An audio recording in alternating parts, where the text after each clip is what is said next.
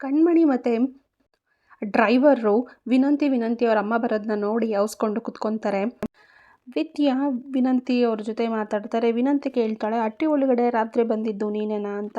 ಅದಕ್ಕೆ ವಿದ್ಯಾ ಹೌದು ನಾನೇನೆ ಅಂತ ಹೇಳಿ ಎದುರುತ್ತರ ಕೊಡ್ತಾಳೆ.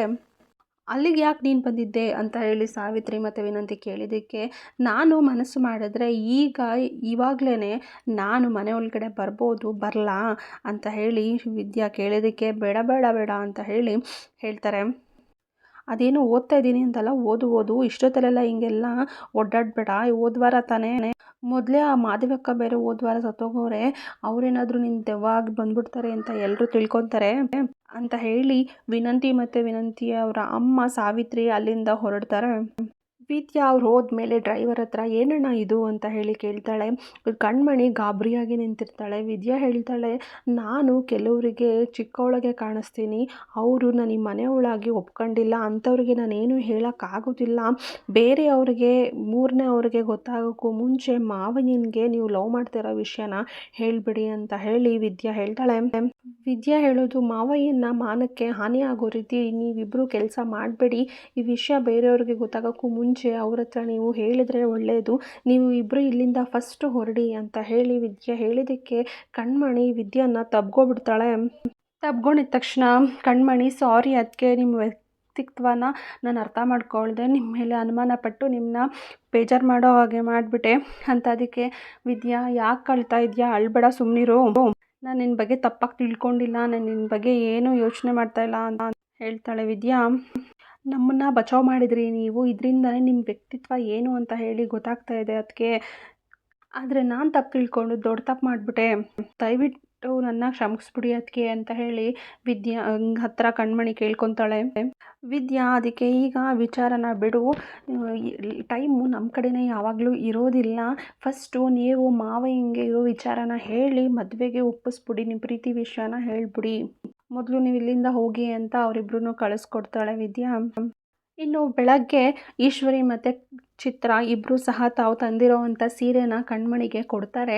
ಕಣ್ಮಣಿಗೆ ತುಂಬ ಇಷ್ಟ ಆಗುತ್ತೆ ಸೀರೆ, ಸೀರೆ ತುಂಬ ಚೆನ್ನಾಗಿದೆ, ಥ್ಯಾಂಕ್ಸ್ ಅಕ್ಕ ಅಂತ ಹೇಳಿ ಚಿತ್ರಕ್ಕಂಗೆ ಹೇಳ್ತಾಳೆ. ಈಶ್ವರಿ ಈ ಸೀರೆನ ಉಟ್ಕೊಂಡು ಮೈ ತುಂಬ ಒಡವೆ ಹಾಕ್ಕೊಂಡು ನೀನು ಬಾ, ನಿಮ್ಗೆ ಇನ್ನೊಂದು ಗುಡ್ ನ್ಯೂಸ್ ಹೇಳ್ತೀನಿ ಅಂತ ಹೇಳಿ ಈಶ್ವರಿ ಹೇಳ್ತಾಳೆ.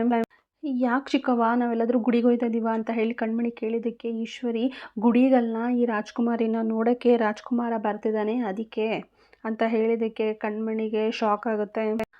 ಕಣ್ಮಣಿ ಅಮ್ಮನೂ ಹೇಳ್ತಾಳೆ, ಚಿಕ್ಕವನ್ನ ದೂರ ಸಂಬಂಧಿಕರು ನಿನ್ನ ನೋಡೋಕ್ಕೆ ಬರ್ತಾ ಇದ್ದಾರೆ ಕಣವ ಅಂತ ಹೇಳಿ.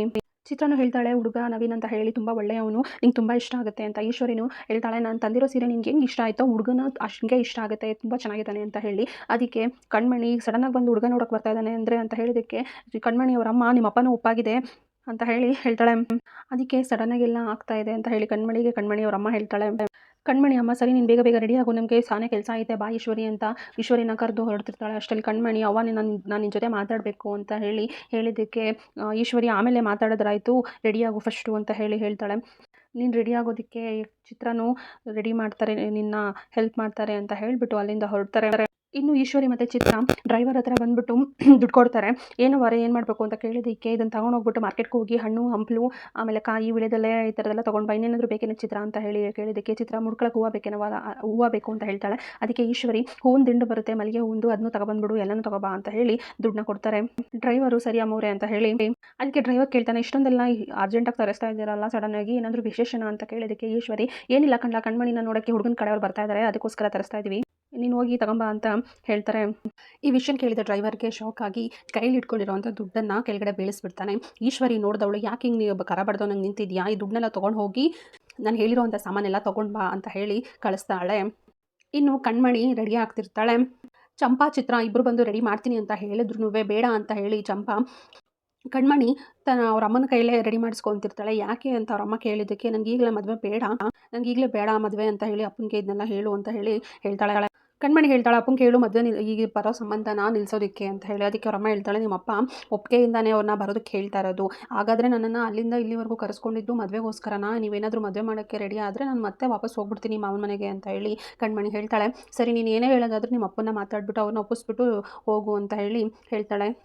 ಕಣ್ಮಣಿ ಅಯ್ಯೋ ನನ್ನ ಮನಸ್ಸಲ್ಲಿ ಯಾರೋ ಇದ್ದಾರೆ ಅಂತ ಹೇಳೋಕ್ಕೆ ಅಂತ ಹೇಳಿ ಅವ್ರ ಅಮ್ಮನ ಹತ್ರ ಹೋಗ್ತಿರ್ತಾಳೆ. ಅಷ್ಟರಲ್ಲಿ ಚಂಪಾ ಬಂದು ಅತ್ತೆ ಅಮ್ಮಮ್ಮ ಕರೀತಿದ್ದಾರೆ ಅಂತ ಹೇಳಿ ಕೂಗ್ತಾಳೆ. ಚಂಪಾ ಬಂದು ಕರೆದಿದ್ದಕ್ಕೆ ಸರಿ ನೀನು ಚಂಪಾ ಕಣ್ಮಣಿ ಹತ್ರನೇ ಇರು ಅಂತ ಹೇಳಿ ಚಂಪಂಗೆ ಹೇಳಿಬಿಟ್ಟು ಹೊರಡ್ತಾಳೆ. ನೋಡುವ ಹೆಣ್ಣಾಗಿ ಹುಟ್ಟಿದ ಮೇಲೆ ಮದುವೆ ಆಗಲೇಬೇಕು ಅಂತ ಮಾತನ್ನ ಹೇಳಿಬಿಟ್ಟು ಹೋಗ್ತಾಳೆ. ಇನ್ನು ಮನೆಗೆ ಹುಡುಗನ ಕಡೆಯವರೆಲ್ಲ ಬಂದು ಕೂತಿದ್ದಾರೆ. ವಿನಂತಿ ಸಾವಿತ್ರಿಗೆ ಹೇಳ್ತಾಳೆ, ಅವ್ವ ನೀನು ನೋಡಿರೋ ಹುಡುಗನ್ಕಿಂತ ಈ ಹುಡುಗ ಚೆಂದಾಗಿದ್ದಾನೆ ಅನ್ಸುತ್ತೆ ಕಣವ್ವ ಅಂತ. ಅದಕ್ಕೆ ಸಾವಿತ್ರಿ ಅಂದ ಚಂದ ಕಟ್ಕೊಂಡು ಏನು ಮಾಡ್ತೀಯ, ಸುಮ್ಮನೆ ಬಾಯಿಸ್ಕೊಂಡು ಕೂತ್ಕೋ ಅಂತ ಹೇಳಿ ಬೈತಾಳೆ. ಹುಡುಗನ ಕಡೆಯವರು ಹುಡುಗಿನ ಕರ್ಸೋದಕ್ಕೆ ಹೇಳ್ತಾರೆ. ಅವ್ರ ಅಮ್ಮ ಮತ್ತು ಚಂಪಾ ಇಬ್ಬರು ಹೋಗಿ ಕರ್ಕೊಂಡು ಬರೋಕ್ಕೆ ಅಂತ ಹೋಗ್ತಾರೆ. ಇನ್ನು ಕಣ್ಮಣಿ ಜ್ಯೂಸ್ ತರೋದನ್ನ ನೋಡಿ ಡ್ರೈವರ್ ಮುಖ ಸಪ್ಪೆ ಆಗುತ್ತೆ. ಇನ್ನು ಕಣ್ಮಣಿ ಎಲ್ಲರಿಗೂ ಜ್ಯೂಸ್ ಕೊಟ್ಬಿಟ್ಟು ಹೋದ್ಮೇಲೆ ಹುಡುಗನ ಅಪ್ಪ ಮಾತಾಡ್ತಾನೆ ಶಿವರಾಮೇಗೌಡನ ಹತ್ರ, ನನಗೆ ಈ ಸಂಬಂಧ ಒಪ್ಪಿಗೆ ಆಗಿದೆ, ಹುಡುಗಿ ಒಪ್ಪಿಗೆ ಆಗಿದೆ, ಅಂದಮೇಲೆ ತಾಂಬೂಲ ಬದಲಾಯಿಸ್ಕೋಬೋದಲ್ವಾ ನಿಮಗೂ ಒಪ್ಪಿಗೆ ಇದ್ದರೆ ಅಂತ ಹೇಳಿ ಹುಡುಗನಪ್ಪ ಹೇಳಿದ್ದಕ್ಕೆ ಸಾವಿತ್ರಿ ಈಗ ತಾನೇ ಹುಡುಗ ಹುಡುಗಿ ನೋಡಿದರೆ ಇಷ್ಟು ಬೇಗ ತಾಂಬೂಲ ಬದಲಾಯಿಸ್ಕೊಳ್ಳೋದಾ ಅಂತ ಹೇಳಿ ಪ್ರಶ್ನೆ ಮಾಡ್ತಾಳೆ.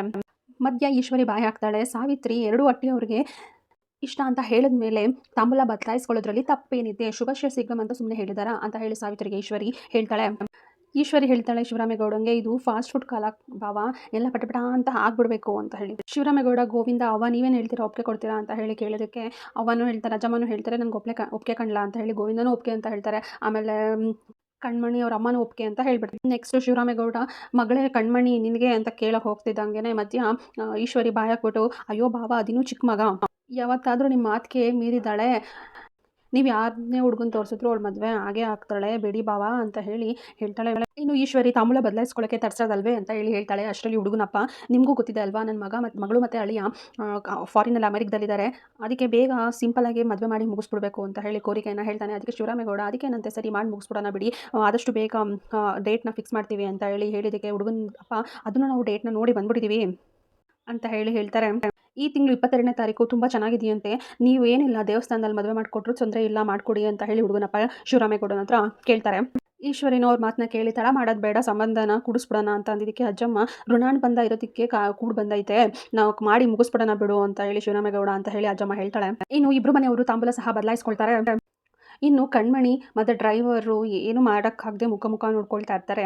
ಗೋವಿಂದ ಕೇಳ್ತಾನೆ, ತಾಂಬೂಲ ಬದಲಾಯಿಸ್ಕೊಳ್ಳೋಕ್ಕೂ ಮುಂಚೆನೇ ನಾವು ಈ ಮಾತನ್ನ ಕೇಳಬೇಕಾಗಿತ್ತು, ನಮ್ಮನೆ ಕಡೆಯಿಂದ ನೀವು ಏನು ಬೇಡಿಕೆ ಇಟ್ಟಿದ್ದೀರಾ, ಎಕ್ಸ್ಪೆಕ್ಟ್ ಮಾಡ್ತಾ ಇದ್ದೀರಾ ಅಂತ ಹೇಳಿ ಹುಡುಗನಪ್ಪನ ಹತ್ರ ಕೇಳ್ತಾರೆ. ಹುಡುಗನಪ್ಪ ಅದಕ್ಕೆ ವರದಕ್ಷಿಣೆ ಏನು ಕೇಳ್ತೀರಾ ಅಂತ ಹೇಳಿ ಕೇಳ್ತಾರೆ. ಅದಕ್ಕೆ ಹುಡುಗನಪ್ಪ, ನೀವು ಹುಡುಗಿನ ಹುಟ್ಟು ಬಟ್ಟೆನಲ್ಲಿ ಕಳಿಸ್ಕೊಟ್ರು ಸಹ ನಾವು ಸ್ವೀಕಾರ ಮಾಡ್ತೀವಿ, ನಮಗೇನು ಬೇಡ ನಿಮ್ಮ ಕಡೆಯಿಂದ ಅಂತ ಹೇಳಿ ಹೇಳ್ತಾನೆ. ಅದಕ್ಕೆ ಶಿವರಾಮೇಗೌಡ ಹಂಗಂದ್ಬಿಟ್ಟು ನಾವು ಮಗಳನ್ನ ನಿಮ್ಮ ಮನೆಗೆ ಹಾಗೆ ಕಳ್ಸೋಕ್ಕಾಗ್ಬಿಡುತ್ತಾ, ಅಳಿಯಂದ್ರಿಗೆ ನಮ್ಮ ಕಡೆಯಿಂದ ಒಂದು ಕಾರ್ ಕೊಡಿಸ್ತೀವಿ, 5 ಕೋಟಿ ರೂಪಾಯಿ ಮಗಳ ಹೆಸರಿಗೆ ಡೆಪಾಸಿಟ್ ಸಹ ಇಡ್ತೀವಿ, ಮತ್ತು ಇವರಿಬ್ಬರು ಮಂಡ್ಯದಲ್ಲಿ ಉಳ್ಕೊಳ್ಳೋದಕ್ಕೆ ಒಂದು ಬಂಗ್ಲೆ ಕೊಡ್ಸೋಣ ಅಂತ ಇದ್ದೀನಿ ಅಂತ ಶಿವರಾಮೇಗೌಡ ಅವ್ರಿಗೆ ಹೇಳ್ತಾರೆ.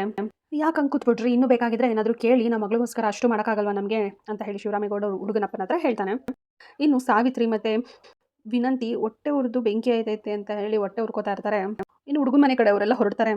ಹುಡುಗನ ಮನೆಯವರು ಹೋದ್ಮೇಲೆ ಸಾವಿತ್ರಿ ಮಾತು ತಗೊತಾಳೆ, ನಾನು ನೋಡಿದ್ದು ಹುಡುಗ ತುಂಬ ಚುರುಕಾಗಿದ್ದ ಅಂತ ಹೇಳಿ. ಅದಕ್ಕೆ ಅಜ್ಜಮ್ಮ ಬೈತಾಳೆ, ಒಪ್ಪಿಗೆ ಎಲ್ಲ ಕೊಟ್ಟ ಮೇಲೆ ನೀನೇನೇ ಮಧ್ಯ ಮಾತಾಡ್ತೀಯಾ ಅಂತ ಹೇಳಿ. ಅದಕ್ಕೆ ಸಾವಿತ್ರಿ ಕಂಡಂತೆ ಹೇಳಿದ್ರೆ ಕೆಂಡದಂತ ಕೋಪ ಅಂತ ಏನಾದರೂ ಮಾಡ್ಕೊಳ್ಳಿ ಅಂತ ಹೇಳಿ ಹೊರಡ್ತಾಳೆ.